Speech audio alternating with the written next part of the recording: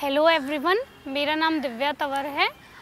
मैंने यूपीएससी 2021 में रैंक 438 हासिल की है और ये मेरा पहला अटैम्प्ट था। रिज़ल्ट के बाद बहुत से बच्चों के कॉल्स और मैसेजेस आए कि मैं अपनी स्ट्रेटजी बताऊं कि कैसे मैंने पढ़ाई की और क्या क्या मेरे रिसोर्सेज रहे। तो इस वीडियो में मैं आपके साथ अपनी स्ट्रेटजी शेयर करना चाह रही हूँ और यदि इसके द्वारा आप में से किसी एक को भी थोड़ा बहुत भी कुछ फ़ायदा होता है तो मेरे लिए खुशी की बात होगी।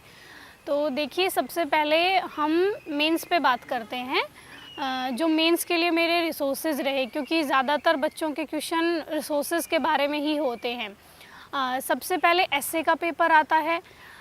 एस्से के पेपर में हमें 2 एस्से अटेम्प्ट करने होते हैं। The first step towards achieving your dreams is having the right coach. Get the best education with Lokman IAS and make your UPSC dreams come true. Download the app now.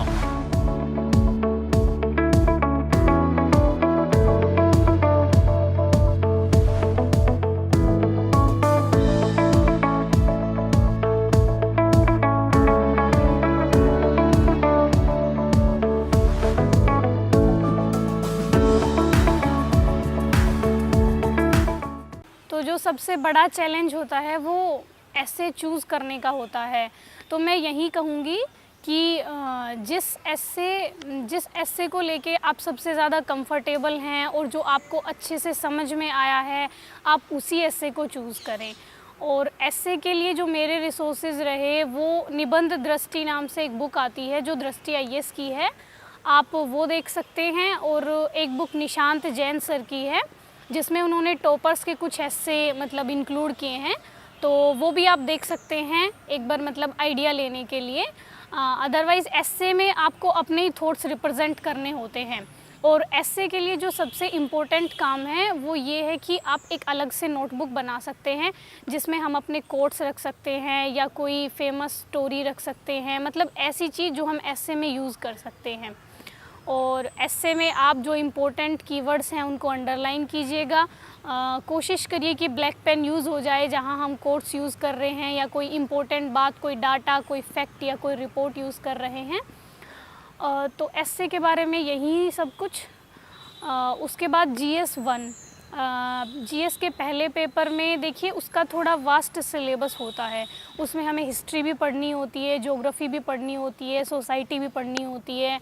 तो उसके लिए सबसे पहले history के लिए NCERT तो आपको पढ़नी ही है 6 से लेकर 12 तक। आप ओल्ड भी पढ़ सकते हैं, न्यू भी पढ़ सकते हैं, लेकिन मैंने ओल्ड NCERT पढ़ी थी। तो हिस्ट्री के लिए सबसे पहले ओल्ड NCERT 6 से लेकर 12 तक। उसके बाद आप स्पेक्ट्रम पढ़ेंगे, मतलब स्पेक्ट्रम ऐसी है जो प्रीलिम्स में भी आपको हेल्प करेगी और मेंस में भी आपको हेल्प करेगी, तो स्पेक्ट्रम मस्ट है। उसके बाद आप बिपिन चंद्र पढ़ सकते हैं, मतलब मैंने जो बिपिन चंद्र की बुक थी स्वतंत्रता संग्राम, ये वाली पढ़ी थी। तो आप स्पेक्ट्रम पढ़िए, बिपिन चंद्र पढ़िए, उससे मतलब वो मोर देन इनफ है आपके लिए। और उसके बाद ज्योग्राफी के लिए जो सबसे इम्पोर्टेंट बुक्स हैं वो NCERT है, स्पेशली जो 11th क्लास की NCERT है, वहाँ से लगभग डायरेक्टली क्वेश्चन पूछे जाते हैं। तो ज्योग्राफी के लिए आप NCERT पढ़िए 6 से लेकर 12 तक। उसके बाद एक GC लियोंग की बुक आती है, वो वैसे अभी तक शायद इंग्लिश मीडियम में ही है, लेकिन आप मतलब उसकी लैंग्वेज बहुत सिंपल है। मतलब मैंने वो पढ़ ली थी कि मतलब उसमें से जो मतलब बिल्कुल बेसिक कॉन्सेप्ट्स उसमें समझाए गए हैं, तो वो अगर आप कंफर्टेबल हैं तो GC लियोंग एक बार पढ़ लीजिएगा। और माजिद हुसैन जो सर की जो बुक है वो बहुत लेंदी है थोड़ी सी, तो उसमें से जो सेलेक्टेड टॉपिक्स हैं, मतलब जो मिनरल्स के बारे में हैं या मतलब उसमें से सेलेक्टेड पढ़ना है बस माजिद हुसैन में से। और ज्योग्राफी के लिए बस इतना ही। और सोसाइटी के लिए ज़्यादा कुछ मैं कोई बुक प्रीफर नहीं करूँगी, मतलब मैंने कोई बुक नहीं पढ़ी सोसाइटी के लिए स्पेशली। वो आपका न्यूज़पेपर से हो जाएगा। और जैसे मेंस के टाइम जो विज़न IAS का मेंस 365 आता है, आप उसको ज़रूर पढ़िएगा, वहाँ से कवर हो जाएगा। तो पहले पेपर के लिए इतना। और GS 2 में बेसिकली पॉलिटी आती है, तो पॉलिटी के लिए वही आप 6 से 12 तक की NCERT पढ़ेंगे। और उसके बाद लक्ष्मीकांत, मतलब लक्ष्मीकांत आपको एकदम मतलब अच्छे से पढ़ लेनी है। मैंने लक्ष्मीकांत का पता नहीं कितनी बार रिवीजन किया था, तो लक्ष्मीकांत आप अच्छे से पढ़ेंगे। और एक गवर्नेंस पे भी उनकी बुक आती है, लेकिन वो मैंने नहीं पढ़ी थी, मतलब मैंने ली थी लेकिन मैंने पढ़ी नहीं, तो आप देख लीजिएगा। और बस पॉलिटी के लिए इतना ही। एनसीईआरटी आप अच्छे से पढ़िएगा, मतलब उसकी भी जो 11th-12th की एनसीईआरटी हैं वो बहुत इंपॉर्टेंट है। और उसके बाद आप लक्ष्मीकांत पढ़िएगा। उसके बाद मेंस 365 पढ़ना है आपको पॉलिटी का, तो वहाँ से आपका कवर हो जाएगा, मतलब करंट अफेयर्स। उसके बाद हम आते हैं इंटरनेशनल रिलेशंस पे। देखिए इंटरनेशनल रिलेशंस के लिए कोई स्पेशल बुक नहीं पढ़ी मैंने, बस मैंने न्यूज़पेपर से पढ़ा था जो डेली आईआर का जो भी पेज आता है वो। और उसके बाद जो मेंस 365 आता है इंटरनेशनल रिलेशंस का, वो आप ज़रूर पढ़िएगा। और उसके बाद एक दृष्टि आईएएस की साइट है, वहाँ से आप देख लीजिएगा, मतलब वो डेली जो एनालिसिस करवाते हैं मतलब करंट अफेयर्स का, वो आप देख लीजिएगा।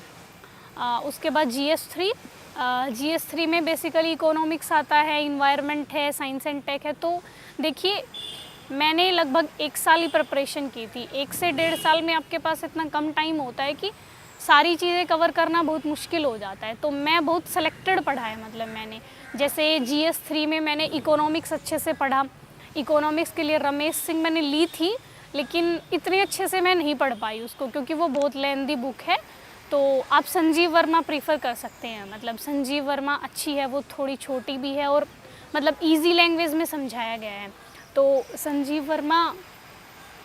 वर्मा पढ़ लीजिए आप इकोनॉमिक्स के लिए। और मुरनाल सर के जो लेक्चर्स हैं, मतलब मैंने सारे नहीं लिए मुरनाल सर के लेक्चर्स, मतलब कुछ जैसे बजट वाले हैं, जो इकोनॉमिक सर्वे वाले हैं, वो सारे लेक्चर्स मैंने ले लिए थे इकोनॉमिक्स के। तो इकोनॉमिक्स के लिए बस इतना ही। साइंस एंड टेक के लिए मैंने सिर्फ न्यूज़पेपर्स पढ़े थे, मतलब जो भी करंट में जो रहा था वो गूगल से देख के, और मतलब न्यूज़पेपर से ही मैंने अपना साइंस एंड टेक के नोट्स बनाए थे कुछ। और उसके बाद वो मेंस 365 आया साइंस एंड टेक का, तो वो मैंने पढ़ा था। और इन्वायरमेंट के लिए देखिए मैंने शंकर आईएएस पढ़ी थी, वो शायद इंग्लिश मीडियम में ही है, लेकिन मैंने उसको पढ़ा था, मतलब वो इजी लैंग्वेज है, आप समझ जाएंगे। तो शंकर आईएएस पढ़िएगा, मतलब वो प्रीलिम्स में भी बहुत हेल्पफुल रहेगी और मेंस में भी हेल्पफुल रहेगी। तो इन्वायरमेंट के लिए शंकर आईएएस। उसके बाद इकोलॉजी के लिए, जो इन्वायरमेंट एंड इकोलॉजी के लिए कुछ और ऐड करना चाहें अगर आप, तो अनअकैडमी पे मधुकर कोटवे सर की क्लासेस आती है, वो यूट्यूब पे भी अवेलेबल है, मतलब मैंने यूट्यूब से ही ली थी। तो मधुकर कोटवे सर से मैंने इन्वायरमेंट एंड इकोलॉजी पढ़ा था, तो आप देख लीजिए, उनका अच्छा लगा मतलब मुझे।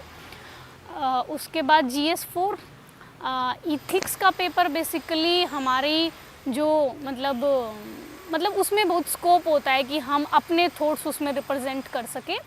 तो इथिक्स के लिए मैंने स्टार्टिंग की थी लेक्सिकॉन से।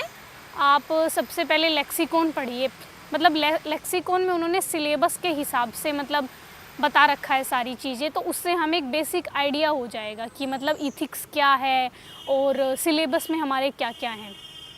और तो लेक्सिकॉन मैंने पढ़ी थी। उसके बाद मैंने सिर्फ टेस्ट सीरीज़ लगाई थी इथिक्स की, मतलब मेनली जो सबसे इम्पोर्टेंट यहाँ टेस्ट सीरीज़ है, क्योंकि टेस्ट सीरीज़ में आपको केस स्टडीज़ मिलेंगी और आप अटेम्प्ट करेंगे तो आपको पता चलेगा कि कैसे मतलब केस स्टडीज़ आती हैं और उनके मॉडल आंसर्स आप देखेंगे। तो इथिक्स के लिए टेस्ट सीरीज़ मतलब आप ज़रूर लगाइएगा कोई अच्छी सी। और इथिक्स के लिए थोड़ा सा जो मैं बताना चाहूँगी वो सबसे इम्पोर्टेंट है कि उसका सिलेबस, GS4 का जो सिलेबस है उसमें कुछ कीवर्ड्स दिए हुए हैं, जैसे एक सिविल सेवक के क्या क्या गुण होते हैं, जैसे ऑनेस्टी है और परसिवरेंस है, ये सब। तो आप वो कीवर्ड्स हैं जो वो अपने मतलब आंसर में यूज़ करें।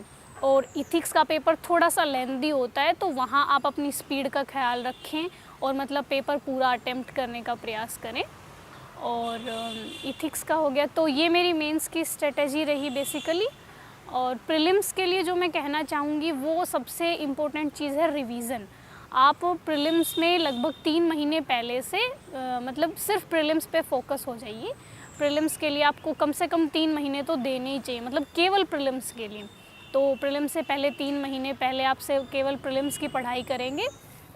और प्रीलिम्स के लिए सबसे जो ज़रूरी है वो रिवीज़न है, क्योंकि देखिए सिलेबस बहुत बड़ा है, आप सब कुछ नहीं पढ़ सकते हैं, लेकिन जितना आपने पढ़ा है उस पे मतलब आपकी एकदम पकड़ होनी चाहिए कि यूपीएससी कहीं से भी कैसे भी घुमा के पूछ ले, आप उसको अटैम्प्ट कर लें। और प्रीलिम्स में ज़्यादा से ज़्यादा क्वेश्चंस अटैम्प्ट करने का प्रयास कीजिए। मतलब मैंने शायद 92 क्वेश्चंस अटैम्प्ट किए थे। मतलब 5-6 तो ऐसे आएंगे ही जो बिल्कुल ही हमें नहीं आते होंगे, लेकिन आप कोशिश कीजिए कि ज़्यादा से ज़्यादा अटैम्प्ट हो पाएँ।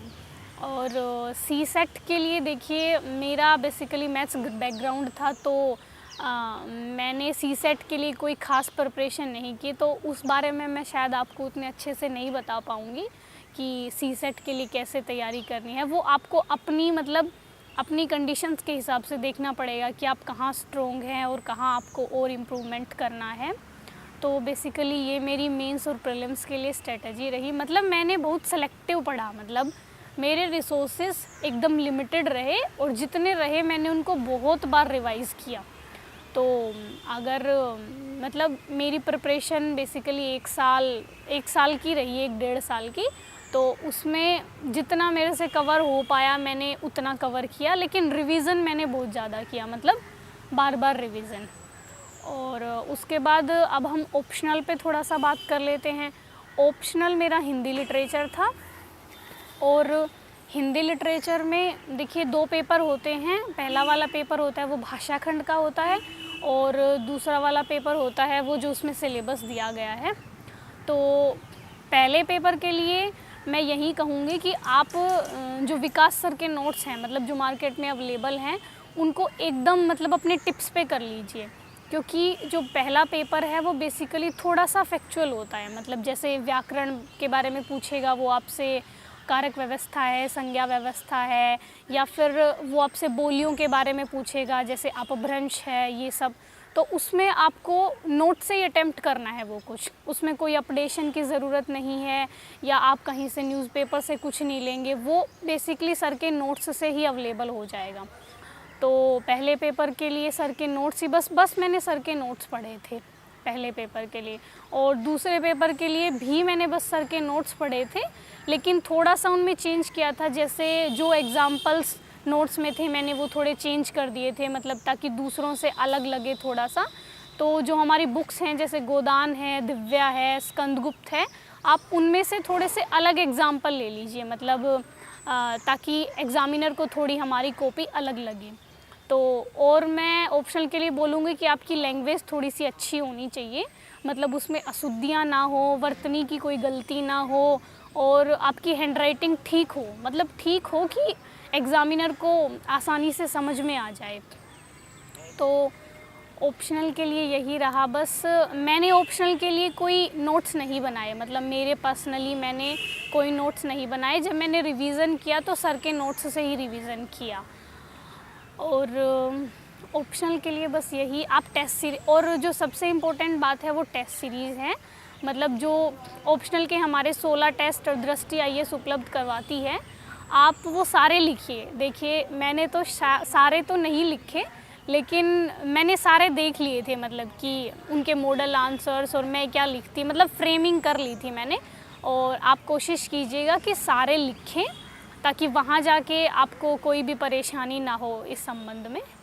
तो मेंस के लिए आप टेस्ट सीरीज़ लगाएंगे। मैंने जो टेस्ट सीरीज़ लगाई थी वो दृष्टि आईएएस से ली थी, और विज़न आईएएस का अभ्यास लिया था मैंने, तो मुझे ये ठीक लगी। और ऑनलाइन रिसोर्सेज में प्रीलिम्स के लिए एक बायजू आईएएस की क्विज़ आती है, वो मैं ज़रूर प्रीफर करूँगी। मतलब वो डेली 5 से 6 क्वेश्चंस करवाते हैं, जिसमें करंट अफेयर्स इंक्लूड होता है और कुछ बेसिक भी इंक्लूड होता है, तो उससे आपका रिवीजन भी हो जाएगा, और मतलब आपको कॉन्फिडेंस भी आ जाएगा अगर आप अच्छा परफॉर्म करते हैं। तो मैंने जो बायजू आईएएस की क्विज़ थी उससे अपने नोट्स भी बनाए थे, ताकि मतलब मैं प्रीलिम्स के टाइम अच्छे से रिवीजन कर सकूं। तो यही मेरी मेंस की स्ट्रेटजी रही, मेंस और प्रीलिम्स की। डीकेटी यूपीएससी सीएससी, अगर आप केवल सिविल सर्विस परीक्षा के प्रीलिम्स, मेंस और इंटरव्यू के वीडियो देखना चाहते हैं तो सब्सक्राइब करें डीकेटी यूपीएससी सीएससी चैनल। यहाँ आपको टॉपर्स के वीडियो रैंक के हिसाब से अरेंज मिलेंगे। चैनल के लिंक के लिए डिस्क्रिप्शन बॉक्स में जाएं। और ज़्यादातर बच्चों का ये सवाल भी होता है कि आप कितने घंटे पढ़ती थी।